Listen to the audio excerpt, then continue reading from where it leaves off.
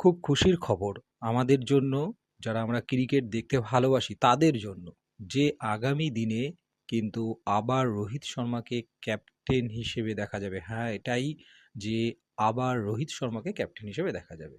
আমরা জানি যে গৌতম গম্ভীর কোচ হওয়ার পর কিন্তু রোহিত শর্মাকে কিন্তু তার নেতৃত্ব হারাতে হয়েছিল, ক্যাপ্টেন্সি হারাতে হয়েছিল। সেই জায়গায় আনা হয়েছিল কাকে? না, গিলকে। কিন্তু আবার দেখা যাচ্ছে যে বিসিসিআই বা যারা নির্বাচক কমিটি তারা মনে করছে যে সামনে 2027 যে ওডিআই বিশ্বকাপ আছে সেখানে একমাত্র যদি ইন্ডিয়ান টিমে এই মুহূর্তে যোগ্য নেতৃত্ব দিতে পারে বা ক্যাপ্টেন্সি করতে পারে সে কিন্তু রোহিত শর্মা। তাই রোহিত শর্মাকেই আবার পুনরায় কিন্তু আফগানিস্তান সিরিজ থেকেই কিন্তু ক্যাপ্টেন্সিতে দেখা যাবে এবং তাকেই ক্যাপ্টেন্সির দায়িত্ব দেওয়া হবে।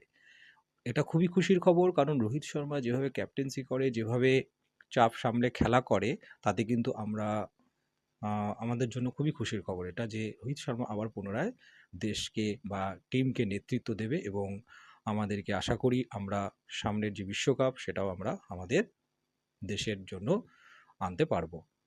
সবাই কেমন লাগলো খবরটা অবশ্যই একটা লাইক এবং কমেন্ট করে যাবেন।